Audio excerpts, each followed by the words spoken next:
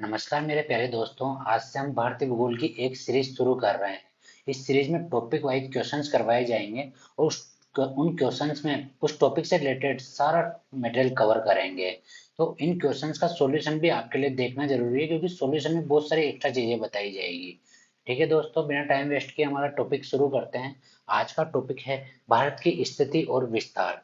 पहला क्वेश्चन है, भारत का कौन सा राज्य समुद्री सीमा के साथ साथ तीन देशों से अंतर्राष्ट्रीय सीमा साझा करता है? तो देखो दोस्तों, इसके लिए आपको पहले तो ये पूरा अच्छे से ये भारत का मैप याद होना चाहिए कि कौन सा राज्य कहाँ पे पड़ता है और कौन कौन से देश के साथ सीमा साझा करता है। तो इसके लिए मैं आपको पहले एक बार हमारा भारत का जो मैप है, हमारे प्यारे भारत का जो मैप है, वो याद कराने की कोशिश करता हूँ। थोड़ा सा ध्यान से मैं कहूँ वैसे करते रहना। हम भारत के नक्शे को चार पार्ट में बांट लेते हैं, चारों साइड को चार अलग अलग पार्ट मान लेते हैं। जैसे पहली साइड है मान ली हमने, तो पहली साइड पे हमारा क्या क्या है, लद्दाख है, जम्मू एंड कश्मीर है, पंजाब है, राजस्थान है और ये गुजरात है। ठीक है दोस्तों, तो इनको इसी तरीके से 10 बार बोल लोगे आप, लद्दाख, जम्मू एंड कश्मीर, पंजाब, राजस्थान, गुजरात। लद्दाख, जम्मू एंड कश्मीर, पंजाब, राजस्थान, गुजरात। तो आपको ये साइड अच्छे से याद हो जाएगी। इसी तरह दूसरी साइड अगर मैं देखता हूँ, दूसरी साइड पे हमारा क्या क्या है। देखो, ये लद्दाख हमने उधर ले लिया, तो यहाँ पे हमारा हिमाचल प्रदेश है, उत्तराखंड है, यूपी है, बिहार है, वेस्ट बंगाल है, इसी के साथ हमारा सिक्किम है, आसाम है और अरुणाचल प्रदेश है। ठीक है दोस्तों, Himachal Pradesh, UK, UP, Bihar, West Bengal, Sikkim, Assam, Arunachal Pradesh. इनको भी इसी तरीके से बोलना है आपको। हिमाचल प्रदेश, उत्तराखंड, उत्तर प्रदेश, बिहार, पश्चिम बंगाल, सिक्किम, आसाम, अरुणाचल प्रदेश।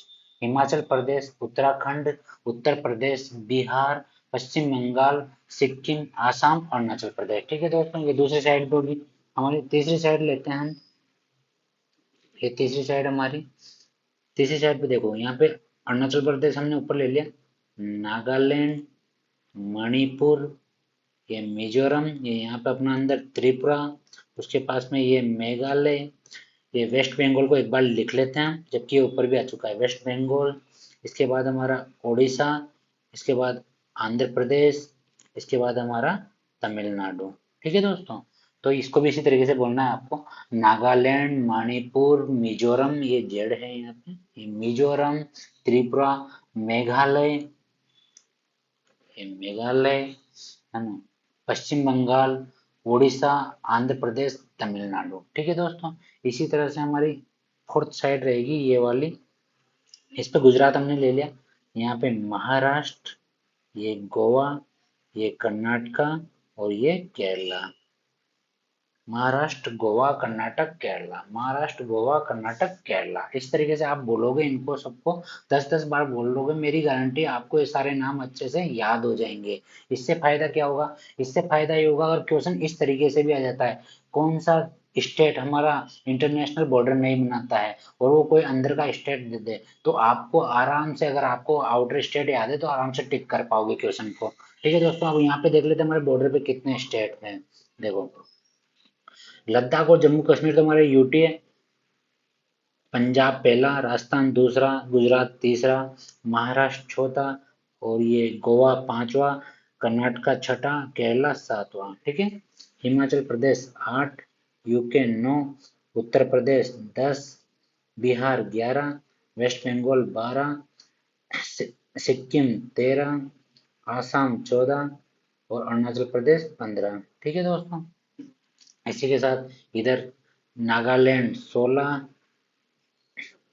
मणिपुर 17, मिजोरम 18 और इधर से त्रिपुरा 19, मेघालय 20 और ये वेस्ट बंगाल हमने वहां पे ले लिया, उड़ीसा 21, आंध्र प्रदेश 22 और तमिलनाडु 23। ठीक है दोस्तों, ये 23 हो गए। टोटल स्टेट कितने हमारे यहाँ पे? टोटल स्टेट है हमारे यहाँ पे 28।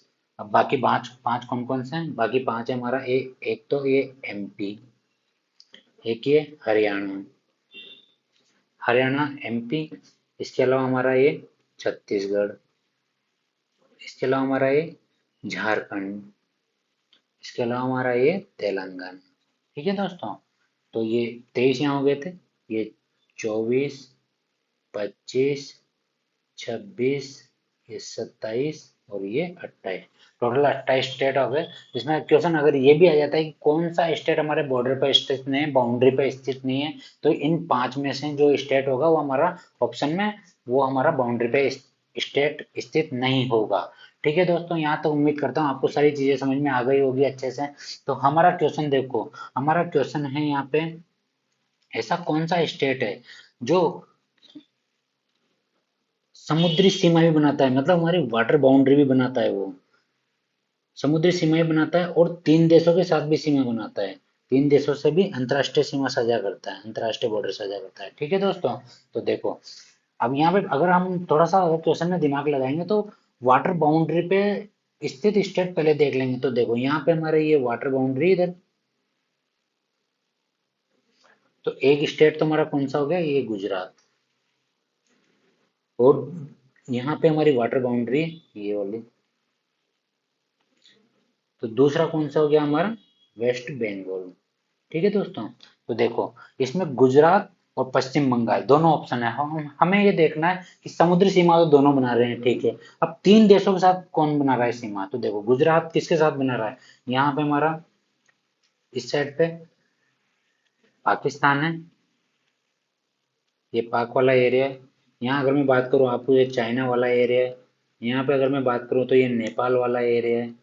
यहाँ पे मैं बात करूँ तो ये भूटान वाला एरिया है। यहाँ पे मैं बात करूँ आपसे तो ये बांग्लादेश वाला एरिया है। और अगर मैं बात करूँ तो ये म्यांमार वाला एरिया है। ठीक है दोस्तों, अब देखो गुजरात किस कौन से देश के साथ सीमा बना रहा है, पाकिस्तान के साथ, तो ये तो केवल एक ही देश के साथ सीमा बना रहा है। और अगर मैं वेस्ट बंगाल की बात करूँ तो वेस्ट बंगाल देखो इस जगह पे, यहाँ पे, यहाँ पे ये नेपाल से सीमा बना रहा है, और यहाँ पे ये भूटान से सीमा बना रहा है। और मैं यहाँ की बात करूँ ये वाली, ये बॉर्डर, ये किसके साथ बना रहा है, बांग्लादेश के साथ बना रहा है। तो हमारा कौन सा ऑप्शन सही हो जाएगा, हमारा ऑप्शन नंबर डी यहाँ पे सही हो जाएगा। ठीक है दोस्तों, उम्मीद करता हूँ आपको अच्छे से समझ में आ गया होगा। अब आपको समझ में आ गया होगा कि मैप याद रहना क्यों जरूरी है। ठीक है, इसी के साथ अगर मैं आपसे देखूं, यहाँ पे हम बाकी ऑप्शंस को भी देख लेते हैं। जैसे गुजरात है, गुजरात किस किस के साथ सीमा बनाता है, गुजरात एक तो हमारी वाटर बाउंड्री बनाता है, एक तो हमारी क्या बनाता है, समुद्री सीमा बनाता है, समुद्री सीमा बनाता है, प्लस में क्या बनाता है, प्लस में पाक के साथ सीमा बनाता है। ठीक है दोस्तों, त्रिपुरा की बात करूं मैं, त्रिपुरा किस किस के साथ सीमा बनाता है, देखो त्रिपुरा को 3 तरफ से किसने घेर रखा है, बांग्लादेश ने घेर रखा है। तो त्रिपुरा किसके साथ सीमा बनाता है, बांग्लादेश के साथ। क्वेश्चन आया हुआ है दोस्तों, कौन सा स्टेट है जिसको 3 साइड से बांग्लादेश ने घेरा हुआ है, तो वो स्टेट कौन सा है, हमारा त्रिपुरा है। ठीक है दोस्तों, यहाँ पे ब्रैकेट में लिखता हूँ ताकि 3 साइड ये आपको याद रहेगा। इसके साथ ही मिजोरम की अगर मैं बात करूं, तो मिजोरम कहाँ पे हमारा, यहाँ पे है। तो मिजोरम किस किस के साथ सीमा बनाएगा, हमारा वाटर बाउंड्री नहीं बनाएगा, ये किसके साथ सीमा बनाएगा, एक तो बनाएगा बांग्लादेश के साथ, इस साइड बांग्लादेश है, और एक हमारा बनाएगा किसके साथ, म्यांमार के साथ, बांग्लादेश और म्यांमार के साथ। ठीक है दोस्तों, तो हमारा ये बांग्लादेश और म्यांमार के साथ कौन सा स्टेट सीमा बनाता है, मिजोरम, बांग्लादेश और प्लस में म्यांमार, हमारा सीमा बनाता है ये। ठीक है, और पश्चिम बंगाल किसके साथ सीमा बना रहा है, पश्चिम बंगाल की अगर मैं बात करूँ तो आपसे पश्चिम बंगाल बना रहा है आपका नेपाल के साथ बना रहा है, प्लस में भूटान के साथ बना रहा है, प्लस में बांग्लादेश के साथ बना रहा है, और क्या बना रहा है, प्लस में वाटर बाउंड्री बना रहा है। ठीक है दोस्तों, उम्मीद करता हूँ आपको पहला क्वेश्चन अच्छे से क्लियर हो गया होगा। अगले क्वेश्चन की तरफ चलते हैं, क्वेश्चन नंबर 2। क्वेश्चन नंबर 2 है हमारा, भारत का देशांतरीय विस्तार है। देखो अगर आपको अक्षांश और देशांतर के बारे में नॉलेज नहीं है तो थोड़ा सा उसके बारे में बता देता हूँ मैं आपको पहले। जैसे ये हमारा ग्लोब है, ग्लोब पे जो बीच में सेंटर में जो लाइन है वो हमारी क्या है, 0 डिग्री अक्षांश रेखा, 0 डिग्री अक्षांश रेखा। ठीक है, और इस 0 डिग्री अक्षांश रेखा को हम कौन सी रेखा बोलते हैं, भूमध्य रेखा, भूमध्य रेखा। ठीक है दोस्तों, अब ये हमारा है नॉर्थ पोल, और ये है साउथ पोल। इधर हमारा कौन सी साइड है, इधर है हमारी पश्चिम साइड, ये है पूर्व साइड। ठीक है दोस्तों, अगर मैं बात करूं आपसे, ये गोला है हमारा, गोले के आधे भाग को गोलार्ध कहते हैं। तो अगर मैं 0 डिग्री अक्षांश के ऊपर के गोलार्ध की बात करूं तो ये कौन सा गोलार्ध हो जाएगा हमारा, ये हो जाएगा उत्तरी गोलार्ध, उत्तरी गोलार्ध। ठीक है दोस्तों, इसी तरह नीचे वाला हो जाएगा दक्षिणी गोलार्ध। उम्मीद करता हूँ ये चीज आपको समझ में आ गई होगी। और जो आडी रेखाएं होती है, ये होती है हमारी अक्षांश रेखाएं। कौन सी रेखाएं होती है ये अक्षांश रेखाएं होती है, अक्षांश रेखाएं होती है, अक्षांश है ना, जो आड़े चलते हैं हमारे। जैसे यहाँ पे हमारा, यहाँ पे लगभग 23.5 डिग्री अक्षांश आएगा, जो कि हमारे कहाँ से, भारत के बीचों बीच से गुजर रहा है। ये 23.5 डिग्री उत्तरी अक्षांश है। इसी तरह 23.5 डिग्री दक्षिणी अक्षांश नीचे होगा, यहाँ पे 23.5 डिग्री दक्षिणी अक्षांश नीचे होगा। ठीक है, ये होती है हमारी अक्षांश रेखाएं, अक्षांश। ठीक है, इसी तरीके से अगर मैं बात करूं आपसे, जो खड़ी रेखाएं होती है हमारी, जो खड़ी रेखाएं होती है, ये होती है हमारी देशांतर रेखाएं, देशांतर। ठीक है, तो ये भी हमारा 0 डिग्री देशांतर है। इसको हम ग्रीनविच रेखा भी कहते हैं, ग्रीनविच रेखा। ठीक है दोस्तों, जो देशांतर रेखा हैं, ये चलती है हमारी इस तरीके से।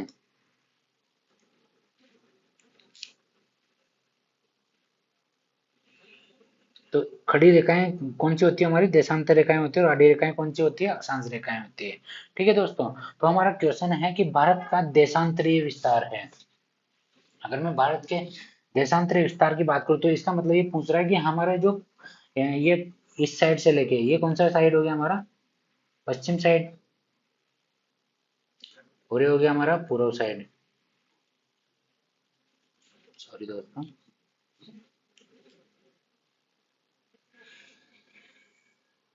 ये हो गया पूर्व साइड। तो पश्चिम से लेके पूर्व तक हमारे यहाँ से कितने देशांतर गुजर रहे हैं। तो हमें पहले तो भारत के अक्षांश और देशांतर याद होने चाहिए, कितने डिग्री से कितने डिग्री तक हमारे अक्षांश है, कितने डिग्री से कितने डिग्री तक हमारे देशांतर है। ठीक है दोस्तों, तो अगर मैं देशांतर की बात करूं या अक्षांश की बात करूं, तो पहले हम अक्षांश की बात कर लेते हैं एक बार।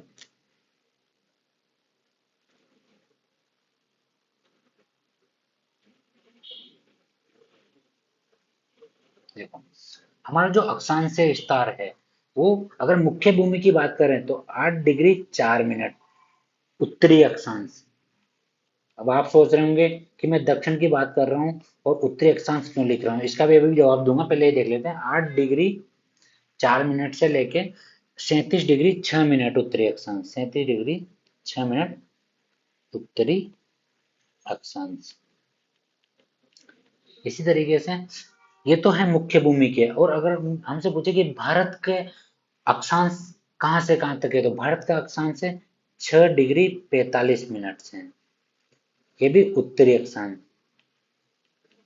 6 डिग्री 45 मिनट उत्तरी अक्षांश से लेके कहाँ तक है, 37 डिग्री 6 मिनट उत्तरी अक्षांश तक। ऐसा क्यों है, देखो, जो भारत की मुख्य भूमि है, भारत की मुख्य भूमि का जो ऊपर का पॉइंट है, ये है हमारा कौन सा पॉइंट, इंदिरा कोल, इंदिरा कोल। तो भारत की मुख्य भूमि को माना गया है इंदिरा कोल से केप कैमोरिन कन्याकुमारी तक। ये वाला जो पॉइंट है, ये है केप कैमोरिन कन्याकुमारी, केप कैमोरिन बोल सकते हैं इसको, कन्याकुमारी भी बोलते हैं, कन्याकुमारी। ठीक है दोस्तों, यहाँ तक ये क्या है, हमारे मुख्य भूमि।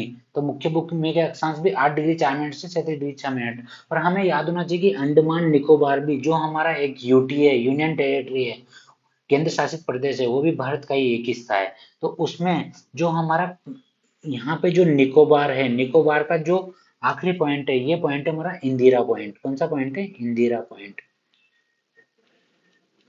और ये कितने डिग्री अक्षांश पे स्थित है, ये 6 डिग्री 45 मिनट उत्तरी अक्षांश पे स्थित है।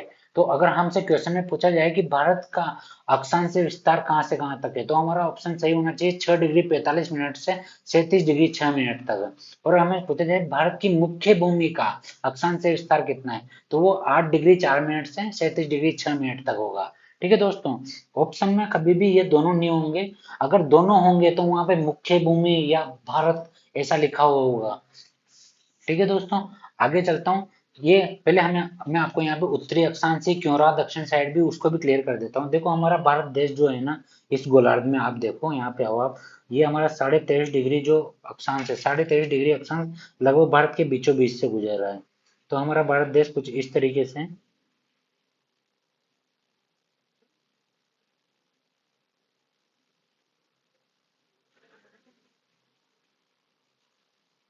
कुछ इस तरीके से। तो देखो, अगर ये भूमध्य रेखा के ऊपर जितने भी अक्षांश गुजरेंगे वो क्या कहलाएंगे, उत्तरी अक्षांश ही कहलाएंगे।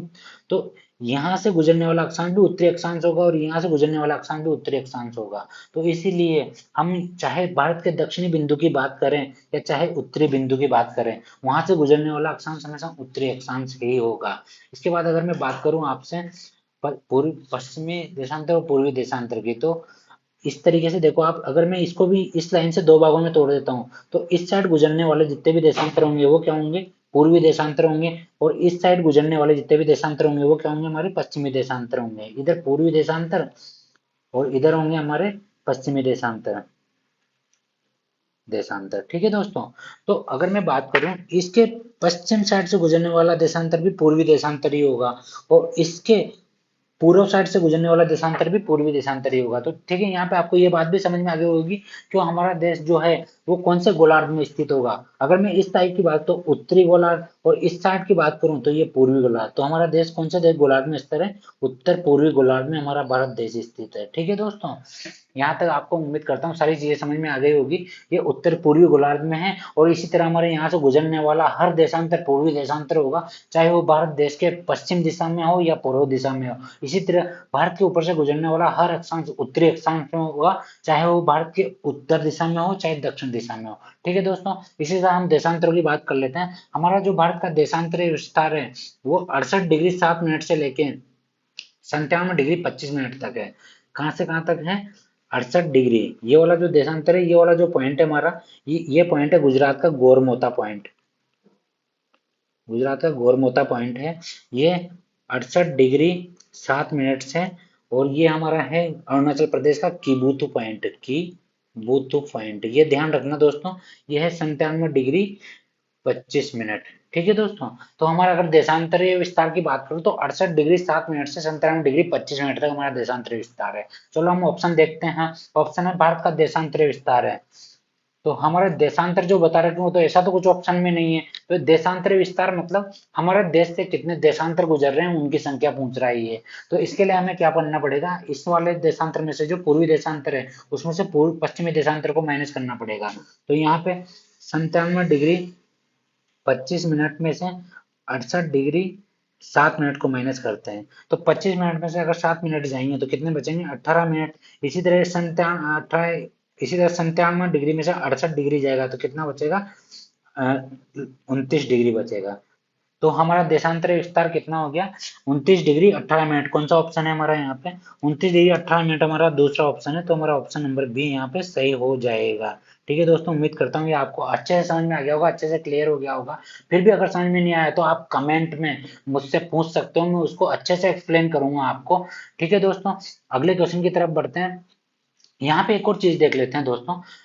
ये तो था डिग्री में कितना विस्तार है। अगर लंबाई और चौड़ाई में पूछ ले तो भारत का पश्चिम से पूर्व कितनी चौड़ाई है और उत्तर से दक्षिण कितनी लंबाई है, तो वो भी हम यहाँ पे साथ में देख लेते हैं दोस्तों।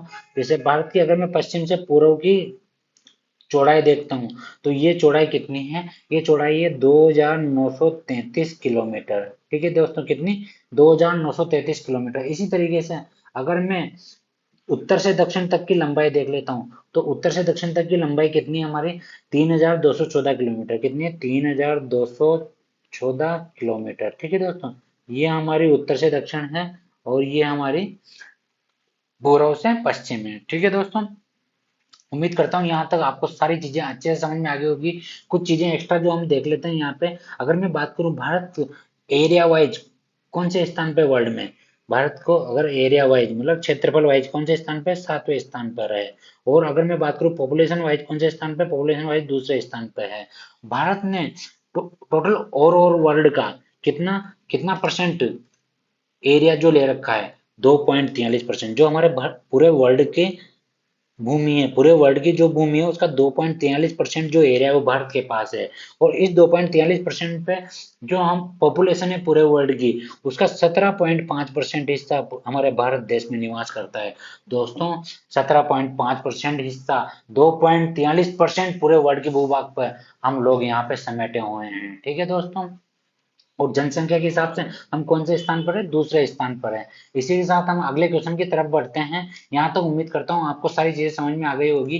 अगला क्वेश्चन हमारा क्वेश्चन नंबर 3 है। क्वेश्चन नंबर 3 है, कर्क रेखा गुजरती है। यहाँ पे हमसे पूछा जा रहा है कि कर्क रेखा कौन कौन से राज्य से गुजरती है। पर यहाँ पे तो 4 ही ऑप्शन है हमारे पास। तो यहाँ पे ये देखा जा रहा होगा कि कर्क रेखा इनमें से कौन से राज्य से गुजरती है। तो इसके लिए हम पहले ये देख लेते हैं कि कर्क रेखा हमारी गुजरती कौन कौन से राज्य से है। तो ठीक है दोस्तों, देखो कर्क रेखा हमारे कहाँ से गुजरती है, यहाँ से गुजरती है गुजरात, राजस्थान, मध्य प्रदेश, छत्तीसगढ़, झारखंड, पश्चिम बंगाल, त्रिपुरा, मिजोरम। ठीक है दोस्तों, ये हमारी कर्क रेखा है। अब देखो कौन कौन से राज्य आए इस पे। इस पे हमारा गुजरात आ गया एक तो, एक हमारा मध्य प्रदेश आ गया, एक हमारा छत्तीसगढ़ आ गया, एक हमारा झारखंड आ गया, एक हमारा पश्चिम बंगाल आ गया, एक हमारा त्रिपुरा आ गया, एक हमारा आ गया मिजोरम। ठीक है दोस्तों, अगर आप ध्यान से देख लोगे दोस्तों तो किसी ट्रिक की जरूरत नहीं है कि आपको याद करना पड़े, क्योंकि ट्रिक का भी एक अपना सिलेबस बन जाता है आखिरी में। अगर आपने मैप को अच्छे से देख रखा है तो आपको जरूरत नहीं पड़ेगी किसी भी तरह से क्वेश्चन पूछे इसके ऊपर कौन सा है, नीचे कौन सा है, कौन सी राजधानी कहाँ पे, कौन सा क्या कहाँ पे, वो आपको इजीली अटेम्प्ट कर पाओगे। और एक हमारा यहाँ पे राजस्थान है। तो देखो अगर मैं आपसे पूछूं कितने राज्यों से होकर गुजरती है, तो पहला तो गुजरात हो गया हमारा, दूसरा राजस्थान हो गया, तीसरा मध्य प्रदेश हो गया, चौथा छत्तीसगढ़ हो गया, पांचवा झारखंड हो गया, छठा वेस्ट बंगाल हो गया, सातवां त्रिपुरा हो गया, आठवां मिजोरम हो गया। तो कितने स्टेट से गुजर रही है, 8 स्टेट से हमारे यहाँ पे कर्क रेखा गुजरती है। ठीक है। इसके बाद अगर मैं आपसे बात करूं ऑप्शन में कौन सा है हमारा इनमें से, गुजरात, राजस्थान, मध्य प्रदेश, देखो गुजरात है हमारा यहाँ पे, तो हमारा यहाँ पे कौन सा सही हो जाता है, ऑप्शन नंबर डी सही हो जाता है। गुजरात कर्क रेखा कहाँ से गुजरती है, गुजरात से होकर गुजर रही है ऑप्शन में। ठीक है दोस्तों, इसी के साथ हम एक और रेखा गुजरती है हमारे यहाँ से, जिससे हमारा भारतीय समय डिसाइड होता है, उसको कहते हैं हम भारतीय मानक समय रेखा। वो कहाँ से गुजरती है वो भी देख लेते हैं। देखो भारतीय मानक समय रेखा जो गुजरती है,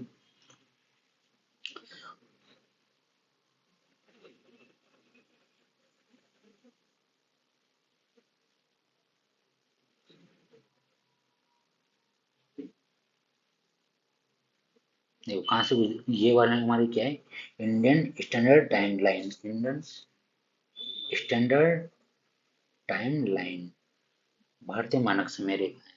ये कितने डिग्री अक्षांश पे है हमारा, 82 और देशांतर पे, सॉरी 82 डिग्री 30 मिनट देशांतर पे हमारी भारतीय मानक समय रेखा है। ये कौन कौन से स्टेट से गुजर रही है, यूपी से गुजर रही है, ये यहाँ पे हमारा एमपी से गुजर रही है, यहाँ पे हमारे छत्तीसगढ़ से गुजर रही है, इसके अलावा हमारी ये उड़ीसा से गुजर रही है, ये हमारी आंध्र प्रदेश से गुजर रही है। ठीक है दोस्तों, उम्मीद करता हूँ आपको ये सारी चीजें समझ में आ रही होगी। तो कितने स्टेट्स हैं, 1, 2, 3, 4, ये 5।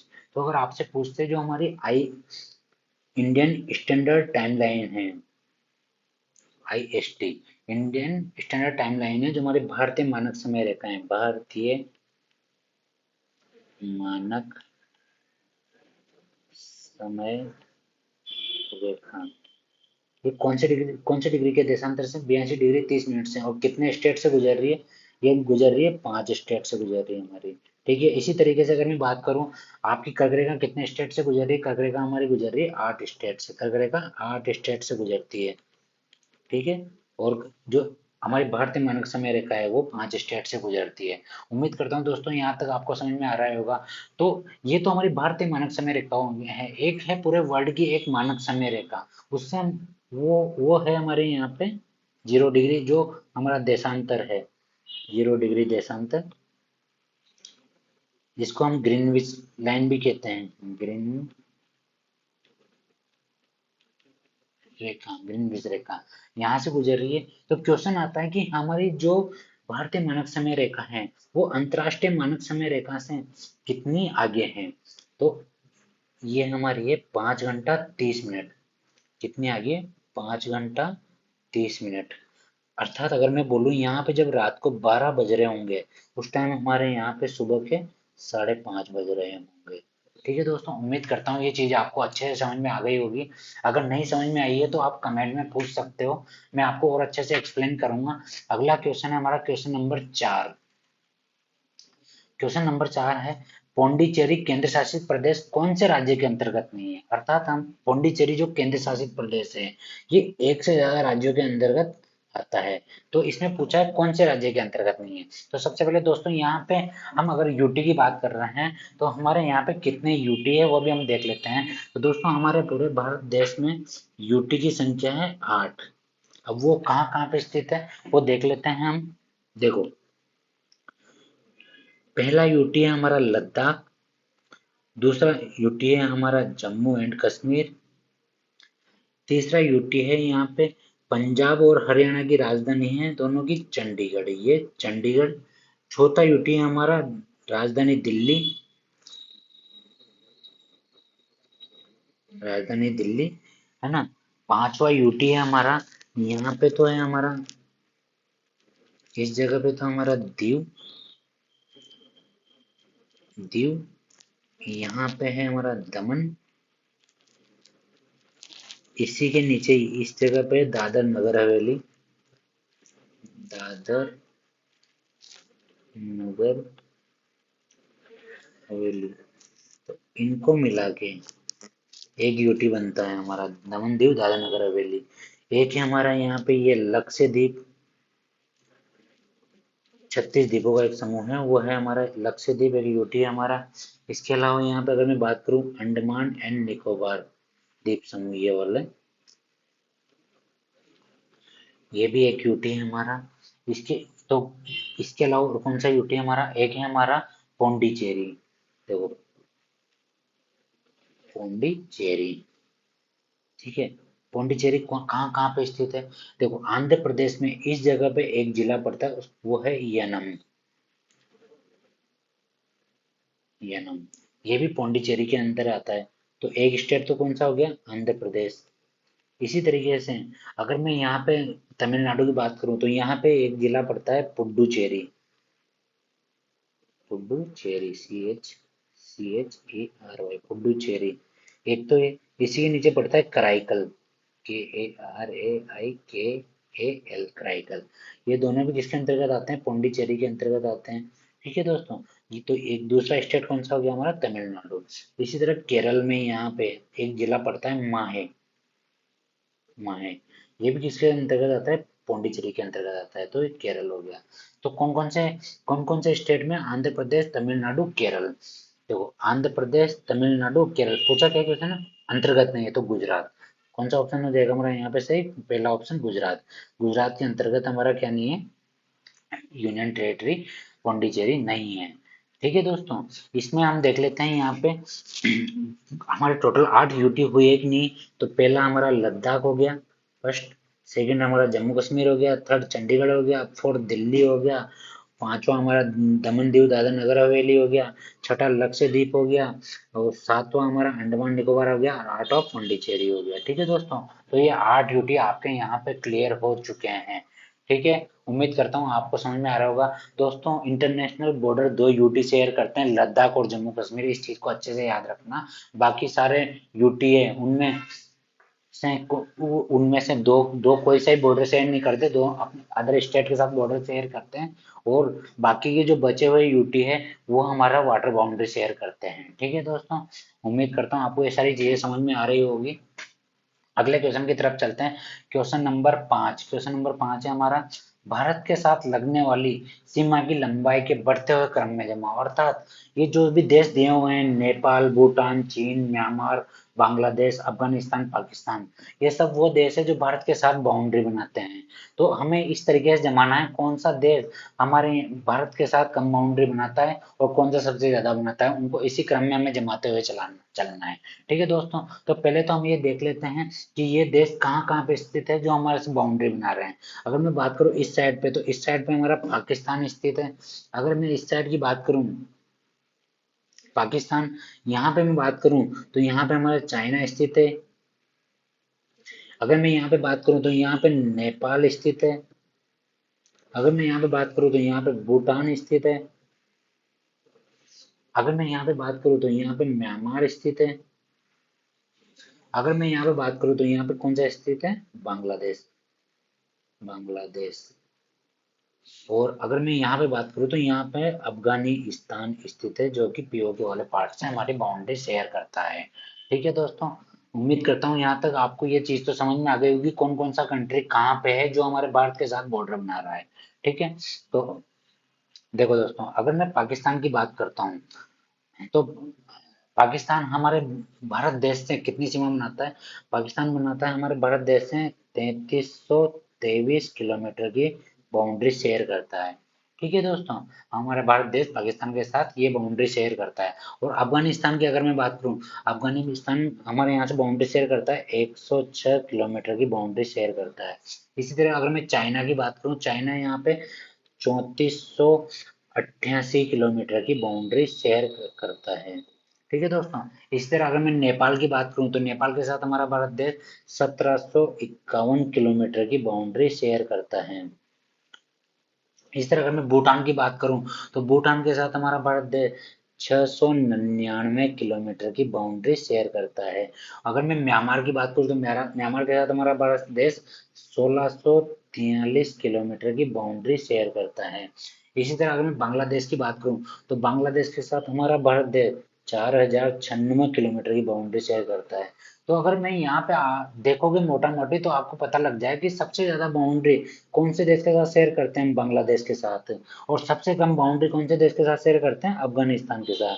ठीक है दोस्तों, उम्मीद करता हूँ ये चीज आपको मोटी मोटी दिखाई दे रही है हमने जो लिखा है उसके अंतर्गत।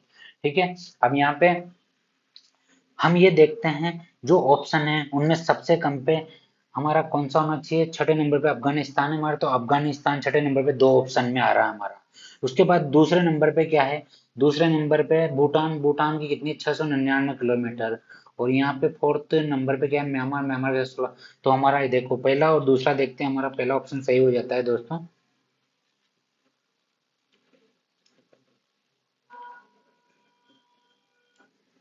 देखो सबसे पहले हमारा 6 नंबर पे अफगानिस्तान, भूटान, म्यांमार, नेपाल, पाकिस्तान, चीन, उसके साथ बांग्लादेश। इस तरीके से हमारी बाउंड्री जो शेयरिंग हो रही है उसका बढ़ता हुआ क्रम है। इसके साथ हम यह भी देख लेते हैं यहाँ पे कि कौन से देश के साथ कौन सा स्टेट ज्यादा सीमा बना रहा है, कौन सा स्टेट कम सीमा बना रहा है।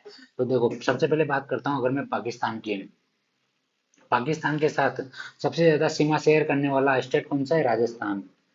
राजस्थान सबसे ज्यादा बॉर्डर शेयर करता है। और न्यूनतम बॉर्डर कौन शेयर करता है पाकिस्तान के साथ, पंजाब न्यूनतम बॉर्डर शेयर करता है, पंजाब न्यूनतम बॉर्डर शेयर करता है। ठीक है दोस्तों, ये पाकिस्तान की बात होगी। इसी साथ अगर मैं बात करूं अफगानिस्तान की, तो अफगानिस्तान के साथ तो केवल और केवल लद्दाख अपनी बाउंड्री शेयर कर रहा है, लद्दाख अपनी बाउंड्री शेयर कर रहा है अफगानिस्तान के साथ। तो ठीक है दोस्तों, अगर मैं चाइना के साथ बात करूं, चाइना के साथ सबसे ज्यादा बॉर्डर कौन बना रहा है, यूटी में अगर बात करो तो यूटी में तो हमारा लद्दाख सबसे ज्यादा बाउंड्री शेयर कर रहा है। और अगर स्टेट में मैं बात करूं, स्टेट में हमारा अरुणाचल प्रदेश सबसे ज्यादा बाउंड्री शेयर कर रहा है। और सबसे कम कौन सा स्टेट बाउंड्री शेयर कर रहा है, सिक्किम जो है हमारा सबसे कम बाउंड्री शेयर कर रहा है चाइना के साथ। ठीक है, इसी तरीके से अगर मैं नेपाल के साथ बात करूं, नेपाल के साथ यूपी है हमारा, यूपी सबसे ज्यादा बाउंड्री शेयर कर रहा है। और वेस्ट बंगाल जो है सबसे कम बाउंड्री शेयर कर रहा है। ठीक है दोस्तों, इसके साथ नेपाल हो गया हमारा। नेपाल के बाद अगर मैं बात करूं आपसे भूटान की, भूटान के साथ आसाम सबसे ज्यादा बाउंड्री शेयर कर रहा है, कौन सा, आसाम। आसाम सबसे ज्यादा बाउंड्री शेयर कर रहा है। और सबसे कम कौन सा स्टेट बाउंड्री शेयर कर रहा है भूटान के साथ, सिक्किम। सिक्किम सबसे कम बाउंड्री शेयर कर रहा है। ठीक है दोस्त, भूटान के साथ भी आपको समझ में आ गया होगा। अगर मैं म्यांमार की बात करूं तो म्यांमार के साथ सबसे ज्यादा बाउंड्री कौन शेयर कर रहा है? म्यांमार के साथ सबसे ज्यादा बाउंड्री शेयर कर रहा है हमारा अरुणाचल प्रदेश। ठीक है दोस्तों, और सबसे कम बाउंड्री शेयर कौन कर रहा है? नागालैंड। नागालैंड सबसे कम बाउंड्री शेयर कर रहा है म्यांमार के साथ। इसी तरीके से अगर मैं बांग्लादेश की बात करूं तो बांग्लादेश में सबसे ज्यादा बाउंड्री कौन शेयर कर रहा है? सबसे ज्यादा बाउंड्री शेयर कर रहा है बांग्लादेश के साथ अपना वेस्ट बंगाल, पश्चिम बंगाल। और इसी के साथ सबसे कम बाउंड्री कौन शेयर कर रहा है बांग्लादेश के साथ? आसाम शेयर कर रहा है। ठीक है दोस्तों, तो उम्मीद कर रहा हूँ ये चीजें आपको समझ में आ गई होगी अच्छे से। ये चीज आपको अच्छे से समझ में आ गई होगी। इसी के साथ ये भी देख लेते हैं, जब हमारे यहाँ पे बाउंड्री का विभाजन, जब हमारे देशों का विभाजन किया जा रहा था, तो जब हमारे भारत पाकिस्तान की बाउंड्री बनाई जा रही थी, भारत और पाक की बाउंड्री बनाई जा रही थी, तो वहां पे उस टाइम पे जो सीमा आयोग था, सीमा आयोग था, सीमा आयोग सीमा आयोग के अध्यक्ष कौन थे? Sir Cyril Radcliffe. Sir Cyril Radcliffe. इसीलिए हमारी जो लाइन है भारत पाकिस्तान के बीच की लाइन, उसको बोलते हैं रेड क्लिफ लाइन। ये कब हुआ था? ये हुआ था 1947 में, ये बाउंड्री डिसाइड हुई थी। इसी तरह भारत और चीन के बीच की जो बाउंड्री डिसाइड हुई थी, जो बाउंड्री डिसाइड हुई थी, उस टाइम जो सीमा आयोग थे उसके अध्यक्ष थे हेनरी मैकमोहन। Henry McMahon. इसीलिए भारत और पाकिस्तान के बीच की जो लाइन है उसको बोलते हैं मैकमोहन लाइन। ठीक है, ये कब हुआ था? ये हुआ था हमारा 1914 के अंदर। ठीक है, उम्मीद करता हूँ ये सारी चीजें आपको अच्छे से समझ में आ गई होगी दोस्तों। अगर कोई भी चीज समझ में नहीं आए तो प्लीज मुझे कमेंट में जरूर बताना। अगले क्वेश्चन की तरफ बढ़ते हैं हम। क्वेश्चन नंबर हमारा आएगा 6। क्वेश्चन नंबर 6 हमारा लक्षद्वीप समूह स्थित है। अर्थात पूछ रहा है जो हमारा यूनियन टेरिटरी लक्षद्वीप है वो कौन से सागर में स्थित है? तो देखो, यहाँ पे पहले हम ये चीज देख लेते हैं, ये वाला है हमारा कौन सा सागर? अरब सागर। इसके नीचे कौन सा है? हिंद महासागर। यहाँ पे कौन सा है हमारा? बंगाल की खाड़ी, बे ऑफ बंगाल। ठीक है दोस्तों, तो हमारा देश चारों ओर तीनों ओर से अरब सागर, हिंद महासागर और बंगाल की खाड़ी से घिरा हुआ है। ठीक है, अब अगर मैं बात करूँ लक्षद्वीप कहाँ पे स्थित है, तो ये है हमारा लक्षद्वीप। तो ये कौन से सागर में स्थित हो? अरब सागर में। तो इसका ऑप्शन नंबर कौन सा सही हो जाएगा? डी सही हो जाएगा, अरब सागर में स्थित है। ठीक है, इसी के साथ हम ये बात कर लेते हैं, जैसे अरब सागर में इसके अलावा, लक्षद्वीप के अलावा और कौन कौन से द्वीप स्थित है? तो देखो, अरब सागर में इसके अलावा हमारे यहाँ पे आलिया बेट द्वीप है, बेट द्वारका द्वीप है, दीव द्वीप है, गुजरात में स्थित है। आलिया बेट, बेट द्वारका, दीव द्वीप, ये कहाँ पे? ये है गुजरात में। ठीक है, इसके अलावा सालसेट और एलिफेंटा कहाँ पे? महाराष्ट्र में, ये भी अरब सागर में है। सालसेट,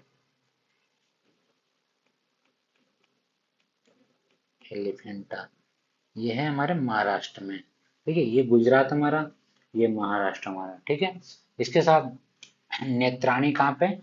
कर्नाटक में, नेत्राणी, ये भी एक द्वीप है। ये कहाँ पे? कर्नाटक में, ये हमारा कर्नाटक। इसी के अलावा वेलिंगडन, वेलिंगडन द्वीप, ये कहाँ पे? केरला में, ये हमारा केरला। ठीक है दोस्तों, उम्मीद करता हूँ ये सारी चीजें आपको याद रह जाएगी। इसको रिवाइज करना दोस्तों, वीडियो को बार बार देखना। आलिया बेट, बेट द्वारका, दीव द्वीप कहाँ पे? गुजरात में। सालसेट एलिफेंटा कहाँ पे? महाराष्ट्र में। नेत्राणी कहाँ पे? कर्नाटक में। वेलिंगडन कहाँ पे? केरला में। ठीक है दोस्तों, उम्मीद करता हूँ यहाँ तक आपको सारी चीजें समझ में आ गई होगी। इसी के साथ जैसे हिंद महासागर की मैं बात करूँ तो हिंद महासागर में यहाँ पे स्थित है पंबन द्वीप, जो कि किसको? रामेश्वरम को हमारी मुख्य भूमि से जोड़ता है। पंबन द्वीप है, इसको रामेश्वरम द्वीप भी कहते हैं। ठीक है ना, तो यहाँ पे हिंद महासागर इसके सामने लिख देता हूँ, पंबन द्वीप, इसी को रामेश्वरम द्वीप भी बोलते हैं, रामेश्वरम द्वीप भी बोलते हैं। ठीक है दोस्तों, इसी के साथ अगर मैं बात करूं बंगाल की खाड़ी, तो बंगाल की खाड़ी में देखो न्यूमूर द्वीप, गंगा सागर द्वीप, कहाँ पे, जहाँ पे गंगा नदी का मुहाना है, यहाँ पे हमारे यहाँ पे न्यूमूर और गंगा सागर द्वीप स्थित है। ठीक है ना। इसी के साथ उड़ीसा में सामने व्हीलर द्वीप स्थित है यहाँ पे। इसी के साथ उड़ीसा में व्हीलर द्वीप, पुलिकट झील, ये सॉरी, अगर मैं नीचे की, उड़ीसा में चिल्का झील स्थित है। और अगर मैं आंध्र प्रदेश की बात करूँ तो आंध्र प्रदेश में श्रीहरिकोटा द्वीप स्थित है। और आंध्र प्रदेश और तमिलनाडु की सीमा पे यहाँ पे क्या है, पुलिकट झील स्थित है। ठीक है दोस्तों। तो मैं इसी के सामने लिख देता हूँ, बंगाली खाड़ी के सामने कौन कौन से हैं? न्यूमोर और गंगा सागर। ये कहाँ पे, ये हमारे पश्चिम बंगाल। और अगर मैं बात करूं व्हीलर द्वीप, ये कहाँ पे, उड़ीसा। इसी साथ में बात करूं श्रीहरिकोटा द्वीप,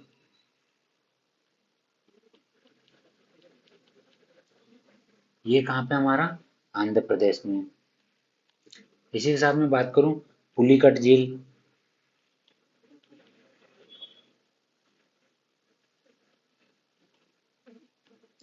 ये भी कहाँ है, ये है आंध्र प्रदेश और तमिलनाडु के बॉर्डर पर, आंध्र प्रदेश और तमिलनाडु के बॉर्डर पर। ठीक है दोस्तों।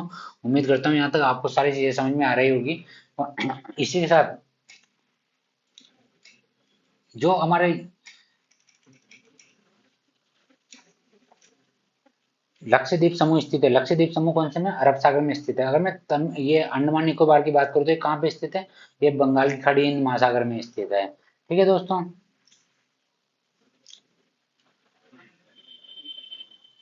देखो, जो हमारा व्हीलर द्वीप है, व्हीलर द्वीप मैंने कहाँ पे बताया आपको, उड़ीसा के अंदर।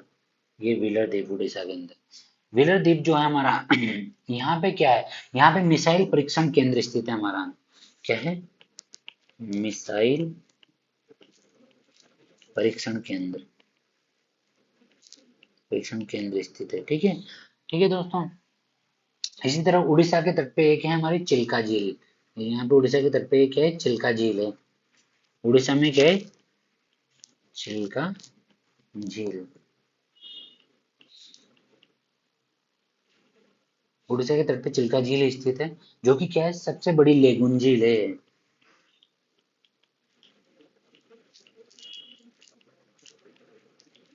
लेगुन, लेगुन झील, सबसे बड़ी लेगुन झील है ये, है ना। सबसे बड़ी लेगुन झील है।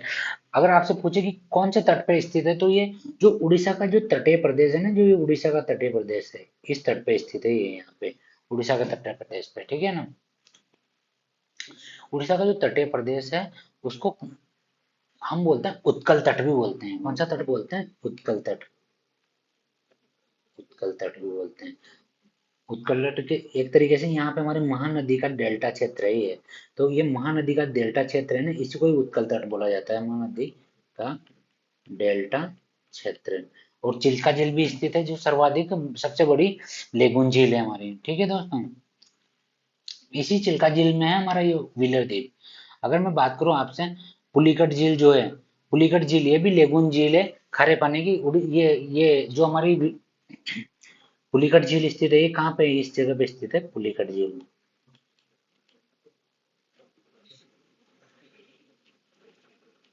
ये भी लेगुन झील है, खारे पानी की है ये भी लेगुन झील। ठीक है दोस्तों। ये भी लेगुन झील है। और इसी इसी के अंदर हमारा कौन सा द्वीप स्थित है, श्रीहरिकोटा द्वीप स्थित है यहीं पे। जो श्रीहरिकोटा द्वीप आंध्र प्रदेश में देखा है हमने, श्रीहरिकोटा द्वीप स्थित है इसी में अंदर हमारा श्री हरिकोटा द्वीप। और जो श्री हरिकोटा द्वीप स्थित है, यहाँ पे हमारा सतीश धवन अंतरिक्ष केंद्र स्थित है इस पर।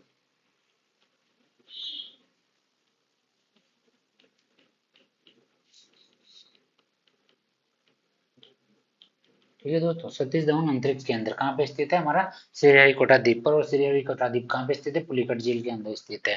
ठीक है। उम्मीद करता हूँ दोस्तों यहाँ तक आपको सारी चीजें अच्छे से समझ में आ गई होगी। इसी के साथ आगे चलते हैं, हम अगले क्वेश्चन की तरफ बढ़ते हैं। क्वेश्चन नंबर हमारा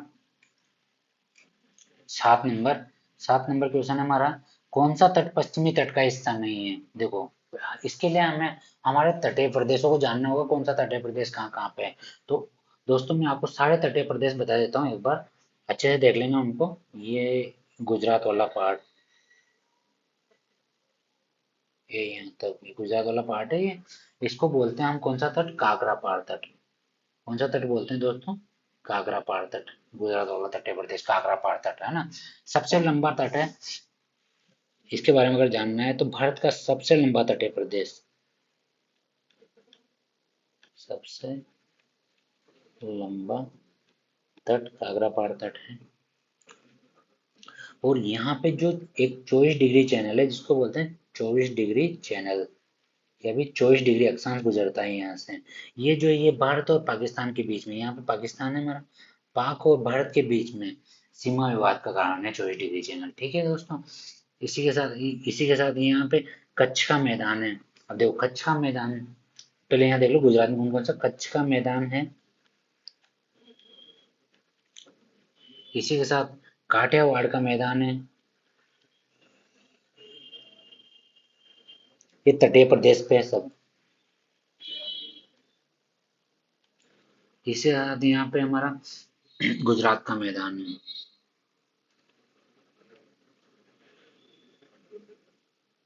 गुजरात का मैदान, ठीक है दोस्तों। देखो जो कच्छ का मैदान है, यहाँ पे हमारा ये पाकिस्तान है, हमारा पड़ोसी पाकिस्तान। और ये पाकिस्तान में यहाँ पे बहती है सिंधु नदी, जो हमारे भारत देश से निकलती है।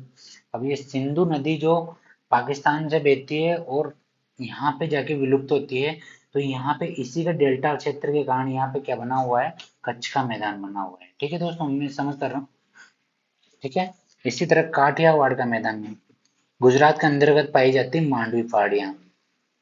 मांडवी पहाड़ियाँ, इन पहाड़ियों से निकलने वाली जो नदियाँ होती है उनका जो डेल्टा क्षेत्र है उसी को बोलते हैं काठियावाड़ का मैदान। ठीक है दोस्तों, दोनों समझ में आ गए होंगे आपको। जैसे गुजरात का मैदान, गुजरात से हमारे नदियाँ निकलती कौन सी? नर्मदा नदी निकलती है, तापी नदी निकलती है। तो नर्मदा और तापी नदियों का जो मैदानी क्षेत्र है, नर्मदा और तापी नदियों का जो मैदानी क्षेत्र है उसको क्या बोलते हैं हम? गुजरात का मैदान। ऐसे काठियावाड़ का मैदान मांडवी पहाड़ी के निकलने वाली नदियाँ, मांडवी से निकलने वाली नदियाँ। कच्छ का मैदान सिंधु नदी तंत्र से निकलने वाली नदियों का डेल्टा क्षेत्र। ठीक है दोस्तों, उम्मीद करता हूँ यहाँ तक आपको समझ में आ गई होगी चीजें। काकरापाड़ तट आपको समझ में आ गया होगा, जो इंपॉर्टेंट चीजें हैं काकरापाड़ तट के लिए वो मैं आपको बता दिया है। इसके बाद अगले तटीय प्रदेश पे चलते हैं। अगला तटीय प्रदेश है हमारा महाराष्ट्र का तटीय प्रदेश, जो कि गोवा तक जा रहा है। कहाँ से कहाँ तक? दमन दीव से, दमन एंड दीव से, दादन दमन दीव से गोवा तक। इसको कौन सा तट बोलते हैं? इसको बोलते हैं हम कोंकण तट। कौन सा तट है? कोंकण तट है। ठीक है दोस्तों। अगर मैं बात करूं सर्वाधिक व्यापार कौन से तट से होता है, तो सर्वाधिक व्यापार कौन से तट से होता है? सर्वाधिक व्यापार होता है कोंकण कोंकण तट से। सर्वाधिक व्यापार कोंकण तट से ही होता है। ठीक है दोस्तों। इसी के साथ कोंकण तट पे यहाँ पे स्थित है हमारा Bombay high. Bombay high petroleum उत्पादक क्षेत्र है। सर्वाधिक पेट्रोलियम का उत्पादन भारत के अंदर सर्वाधिक पेट्रोलियम का उत्पादन कहाँ से होता है? बॉम्बे हाई से होता है। सर्वाधिक पेट्रोलियम का उत्पादन कहाँ से होता है? बॉम्बे हाई से होता है। ठीक है दोस्तों। इसी के साथ अगर मैं बात करूं जो भारत देश का आधुनिक बंदरगाह जिसको कहते हैं जवाहरलाल नेहरू बंदरगाह, जवाहरलाल नेहरू बंदरगाह, वो भी किस पे स्थित है? वो भी कोंकण तट पर ही स्थित है। ठीक है दोस्तों, उम्मीद करता हूँ ये कोंकण तट भी आपको समझ में आ गया होगा। इसी के साथ अगर मैं बात करूं अगले तटीय प्रदेश की, तो अगला तटीय प्रदेश है हमारा गोवा से लेके यहाँ पे पड़ता है मंगलोर। मंगलोर, गोवा से लेके मंगलोर तक। इसको कौन सा तटीय प्रदेश बोलते हैं? इसको बोलते हैं कन्नड़ तट। कन्नड़ तट, गोवा से लेके मंगलोर तक, है ना दोस्तों। इसके बारे में देख लेते हैं। यहाँ पे जो न्यू मंगलोर बंदरगाह है, कौन सा बंदरगाह है? न्यू मंगलोर। जो न्यू मंगलोर बंदरगाह है, लोहा इस्पात का सर्वाधिक व्यापार होता है यहाँ से। लोहा इस्पात का सर्वाधिक व्यापार कहाँ से होता है? न्यू मंगलोर बंदरगाह से होता है। लौह इस्पात का सर्वाधिक व्यापार न्यू मंगलोर बंदरगाह से होता है। जबकि अगर आपसे पूछे कि सर्वाधिक व्यापार कौन कहाँ से होता है, तो होता है कोकण तट से हमारा। पर अगर लोहा इस्पात का सर्वाधिक व्यापार बोले तो वो कहाँ से होता है, न्यू मंगलोर बंदरगाह से होता है। इसी के साथ यहाँ पे शरावती नदी, जो शरावती नदी जो वाटरफॉल का निर्माण करती है, कौन सी नदी है यहाँ पे, शरावती नदी है। शरावती नदी, शरावती नदी द्वारा एक वाटरफॉल का निर्माण किया जाता है। वाटरफॉल का निर्माण किया जाता है। वाटरफॉल का निर्माण किया जाता है। इस वाटरफॉल का नाम क्या है, जोग फॉल। जोग फॉल भी बोलते हैं इसको। इसको बोलते हैं जेरोस्पा। इसको ही महात्मा गांधी वाटरफॉल भी बोलते हैं, महात्मा गांधी वाटरफॉल। ठीक है दोस्तों, कन्नड़ तट के बारे में जो इम्पोर्टेंट चीजें हैं वो आपको समझ में आ गई होगी, उम्मीद करता हूँ। अगर मैं अगले तट की बात करूं, अगला तट है हमारा यहाँ से मंगलोर से लेके नीचे कन्याकुमारी तक। ये है कन्याकुमारी। ये कौन सा तट है हमारा, ये है हमारा मालाबार तट। मालाबार तट दोस्तों, इसका मतलब हमारा ऑप्शन नंबर डी सही हो जाएगा। यहाँ पे पश्चिमी तट का हिस्सा नहीं, कोरोमंडल तट। ये हमारा मालाबार तट है। मालाबार तट की बात करूं मैं, तो यहाँ पे लेटेराइट मृदा पाई जाती है, जिसमें जिसमें नारियल सर्वाधिक होते हैं। कौन सी मृदा पाई जाती है, लेटेराइट मृदा, जो नारियल की खेती के लिए बहुत उपयोगी है। सर्वाधिक नारियल इसीलिए कहाँ पे पाया जाता है, केरल में पाया जाता है। इसी के साथ जो नील की खेती करने वाले किसानों ने मोपला आंदोलन किया था, वो कहाँ से संबंधित है, वो भी मालाबार तट से संबंधित है। मोपला आंदोलन किसके द्वारा किया गया था, नील की खेती करने वाले किसानों के द्वारा।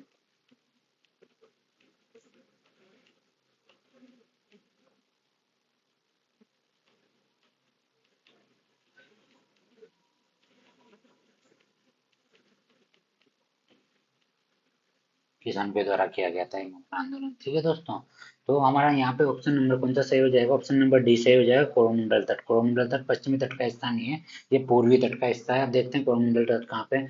तो ये कृष्णा गोदावरी का जो मुहाना है, वहां से लेके कन्याकुमारी तक, ये हमारा कौन सा तट है, कोरोमंडल तट। कोरोमंडल तट। कौन सी नदी यहाँ पे, कृष्णा नदी। कृष्णा नदी के मुहाने से लेके और कन्याकुमारी तक कोरोमंडल तट है अपना, कृष्णा नदी है।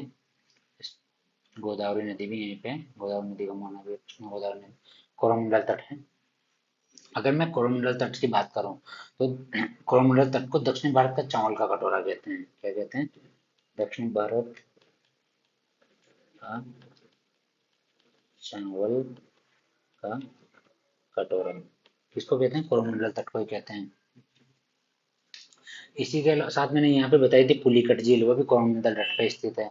श्रीहरिकोटा द्वीप, सतीश धवन अंतरिक्ष केंद्र है, वो भी कोरोमंडल तट पर स्थित है।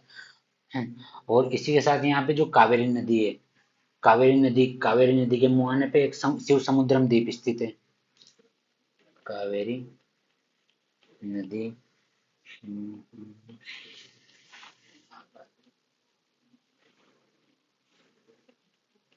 शिव समुद्रम द्वीप, कावेरी नदी के मुहाने पे क्या है, शिव समुद्रम द्वीप स्थित है। ठीक है दोस्तों, उम्मीद करता हूँ ये सारी चीजें आपको अच्छे से समझ में आ गई होगी। एक चीज और समझ लो, जो हमारा भारत देश है, भारत देश में जब हमारे यहाँ पे मानसून आता है, तो मानसून की दिशा जब आता है मानसून, तो उस टाइम कौन सी रहती है, ये वाली। और लौटते हुए मानसून की दिशा कौन सी होती है, ये वाली। ठीक है दोस्तों, अगर मैं आने वाली मानसून की दिशा की बात करूं, तो ये है हमारी दक्षिण पश्चिमी दिशा। और लौटते हुए मानसून की बात करूं, तो ये है हमारे उत्तर पूर्वी दिशा। तो जो दक्षिण पश्चिमी मानसून है, ये सर्वाधिक वर्षा कहाँ पे करता है, मालाबार तट पर सर्वाधिक वर्षा करता है। जबकि लौटता हुआ मानसून, उत्तर पूर्वी मानसून, अगर मैं इसकी बात करूं, सर्वाधिक वर्षा कहाँ पे करता है, कोरोमंडल तट पर सर्वाधिक वर्षा। ठीक है, कोरोमंडल तट पर करता है ये। ठीक है दोस्तों, उम्मीद कर रहा हूँ आपको ये चार चीजें समझ में आ रही होगी अच्छे से। इसी के साथ, क्योंकि देखो आप, अगर ये इस साइड से चल रहा है तो सबसे पहले कहाँ टकराएगा, मानसून यहाँ पर ही टकराएगा। और उधर से आने वाला मानसून सबसे ज्यादा कहाँ पे टकराएगा, यहाँ पर ही टकराएगा, लौटता हुआ मानसून। उम्मीद करता हूँ ये सारी चीजें आपको समझ में आ गई होगी। इसी के बाद अगर हम ऊपर के कृष्णा नदी के मुहाने से लेके, और ये उड़ीसा के तटीय प्रदेश है, इसको कौन सा तट बोलते हैं, इसको बोलते हैं हम उत्तरी सरकार तट। उत्तरी उत्तर का तट। ठीक है ना दोस्तों। इसी के साथ जो उड़ीसा का तटीय प्रदेश है, जो महानदी का डेल्टा क्षेत्र है, इसको उत्कल तट भी बोला जाता है। उत्कल तट। उम्मीद करता हूँ ये सारी चीजें आपको अच्छे से समझ में आ गई होगी। इसी के साथ हम अगले क्वेश्चन की तरफ बढ़ते हैं। अगला क्वेश्चन है हमारा क्वेश्चन नंबर 8। क्वेश्चन नंबर 8 है, ग्रांड चैनल किस किस को अलग करता है। देखो, इसको समझने के लिए मैं आपको एक बार मैप दिखाना चाहता हूँ, और उस मैप को हम यहाँ लेके आ जाएंगे बाद में। पहले इसी इसी के ऊपर वाले पार्ट पे चलो, जहाँ पे मैंने आपको नोट्स भी प्रोवाइड करवाए हुए हैं। इनमें आप देख सकते हो कौन कौन सा चैनल किसको अलग करता है। मैं यहाँ पे आपको समझाना चाहता हूँ। देखो, एक एक चीज देखें, हम ऊपर से चलते हैं सीधा सीधा। यहाँ पे हमारा ये है कोको द्वीप, जो कि किसका हिस्से में आता है, म्यांमार के हिस्से में आता है।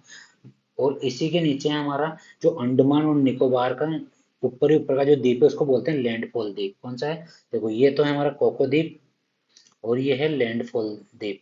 ये अंडमान निकोबार का पार्ट है। इन दोनों को अलग करता है तो कौन सा चैनल अलग करता है, कोको चैनल या कोको स्टेट अलग करता है। ठीक है दोस्तों, उम्मीद करता हूँ ये समझ में आ गया होगा। इसी तरह जो अंडमान और निकोबार, तो अंडमान का जो उत्तरी अंडमान है, उत्तरी अंडमान पे है अपना नारकोंडम ज्वालामुखी स्थित है, जो सुषुप्त ज्वालामुखी है। इसी तरह इसका जो मध्य अंडमान वाला पार्ट है, सबसे बड़ा अंडमान निकोबार का सबसे बड़ा पार्ट है। इसी के साथ इस जो अंडमान का जो दक्षिण अंडमान है, इस पे इसकी राजधानी पोर्ट ब्लेयर स्थित है, और इसी पे एक बेरन द्वीप स्थित है, जो सक्रिय ज्वालामुखी है। अंडमान का जो सबसे नीचे का द्वीप है, उसको बोलते हैं लिटिल अंडमान। और लिटिल अंडमान और कार निकोबार, निकोबार को दो पार्टों में तोड़ा गया है, कार निकोबार और ग्रेट निकोबार। तो लिटिल अंडमान और कार निकोबार को कौन सा चैनल अलग करता है, हमारा 10 डिग्री चैनल अलग करता है। लिटिल अंडमान और कार निकोबार का कौन सा चैनल अलग करता है, 10 डिग्री चैनल अलग करता है। ठीक है दोस्तों। इसी तरह निकोबार का जो लास्ट वाला द्वीप है, उसको बोलते हैं ग्रेट निकोबार। ग्रेट निकोबार का जो अंतिम पॉइंट है, उसको बोलते हैं इंदिरा पॉइंट, पार्सन पॉइंट या पिग्मिलियन पॉइंट। ये है हमारा 6 डिग्री 45 मिनट पे स्थित है। इसको जो ग्रेट निकोबार को, और हमारा जो इंडोनेशिया देश है, उसका सुमात्रा द्वीप स्थित है। इंडोनेशिया का सुमात्रा द्वीप और ग्रेट निकोबार का कौन सा चैनल अलग करता है, ग्रांड चैनल अलग करता है। तो दोस्तों ये याद रखना, कोको चैनल किसको अलग करता है, ग्रांड चैनल किसको अलग करता है, 10 डिग्री चैनल किसको अलग करता है, कार निकोबार को, लिटिल अंडमान को। ठीक है। इसी की तरह हम देखें, अगर लिटिल अंडमान और दक्षिणी अंडमान, इन दोनों को कौन अलग करता है, डंकन पास अलग करता है, डंकन पास अलग करता है। और इसी के साथ हम देखें 9 डिग्री चैनल किस किस को अलग कर रहा है, तो 9 डिग्री चैनल अलग कर रहा है लक्षद्वीप और मिनिकॉय द्वीप को। लक्षद्वीप का सबसे बड़ा द्वीप है एंड्रोथ द्वीप, और मिनिकॉय द्वीप को 9 डिग्री चैनल अलग कर रहा है। और इसी के साथ मिनिकॉय द्वीप और मालदीव को कौन सा चैनल कर रहा है, 8 डिग्री चैनल अलग कर रहा है। तो हमारा क्वेश्चन देखते हैं, हमारा क्वेश्चन कौन कौन सा है। हमारा क्वेश्चन है, हमारा क्वेश्चन पे चलते हैं। क्वेश्चन नंबर 8 था हमारा, क्वेश्चन नंबर 8 है। क्वेश्चन नंबर 8 पे ग्रांड चैनल किस किस को अलग करता है। तो ग्रांड चैनल किस किस को अलग करता है दोस्तों, मैंने अभी आपको बताया था ग्रांड चैनल किस किस को अलग करता है। ये देखो, दोबारा बता देता हूँ मैं आपको। ये रहा ग्रांड चैनल हमारा, ग्रेट निकोबार, जिसपे हमारा इंदिरा पॉइंट या पार्सन पॉइंट या पिग्मेलियन पॉइंट स्थित है, इसको किससे अलग करता है, इंडोनेशिया के सुमात्रा द्वीप से अलग करता है। ठीक है, तो हमारा कौन सा ऑप्शन है इसमें,